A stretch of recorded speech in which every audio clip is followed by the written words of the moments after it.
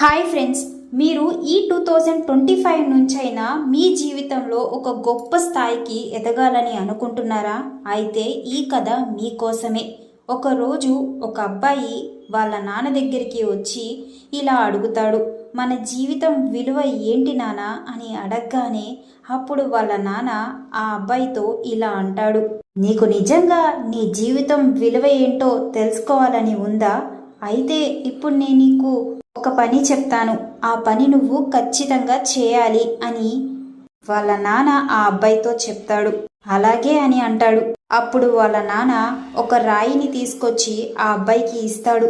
ఈ రాయిని తీసుకొని నువ్వు ఒక స్ట్రీట్ మార్కెట్కి వెళ్ళి ఒక చోట కూర్చొని ఈ రాయిని అమ్మాలి. ఎవరైనా వచ్చి ఈ రాయిని కొంటాను అని అడిగితే సరే అని చెప్పాలి.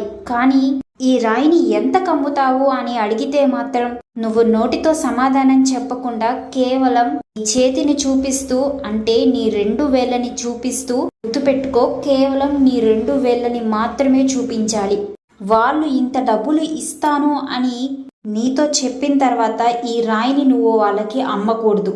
వాళ్ళ నాన్న మాటలకి ఆ అబ్బాయి ఒక్కసారిగా షాక్ అవుతాడు. గుర్తుపెట్టుకో, ఈ రాయిని తీసుకొని నువ్వు ఇంటికి రావాలి. ఈ రాయిని ఎవ్వరికీ కూడా అమ్మకుండా తిరిగి తీసుకురావాలి అని వాళ్ళ నాన్న చెప్పగానే సరే అని ఆ రాయిని తీసుకొని మార్కెట్కి వెళ్ళి ఈ రాయిని ఎవరు కొంటారో ఏంటో అని అనుకుంటూ స్ట్రీట్ మార్కెట్ దగ్గర వెళ్ళి కూర్చుంటాడు. ఎవరైనా వచ్చి కొంటారేమో అని ఎదురు చూస్తూ ఉంటాడు. అప్పుడే ఒక ఆవిడ చూసి ఆ అబ్బాయి దగ్గరికి వచ్చి, బాబు, ఈ రాయిని ఎంతకిస్తావు అని అడుగుతుంది.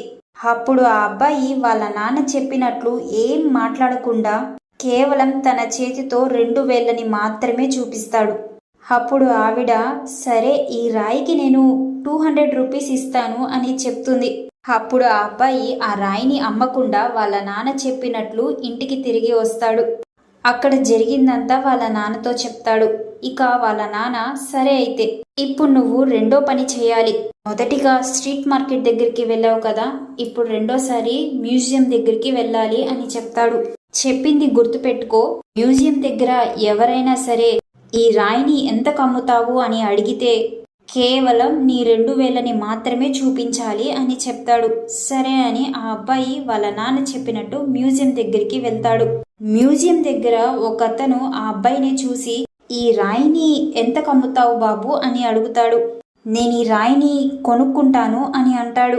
అప్పుడు ఆ అబ్బాయి వాళ్ళ నాన్న చెప్పినట్టు ఏం మాట్లాడకుండా కేవలం తన 2 వేళ్ళని మాత్రమే చూపిస్తాడు. అప్పుడు ఆ మ్యూజియంలో అతను, ఓ ఇంతేనా, 2 lakhs ఇస్తాను ఈ రాయికి అని అంటాడు. ఆ బాబు ఒక్కసారిగా షాక్ అయిపోయి పరిగెత్తుకుంటూ వాళ్ళ నాన్న దగ్గరికి వచ్చేస్తాడు. జరిగిందంతా వాళ్ళ నాన్నకి చెప్తాడు. అప్పుడు వాళ్ళ నాన్న, సరే, ఇప్పుడు 3వసారి ఈ రాయిని ఒక ప్రీషియస్ స్టోన్ అమ్మే షాప్కి వెళ్ళాలి.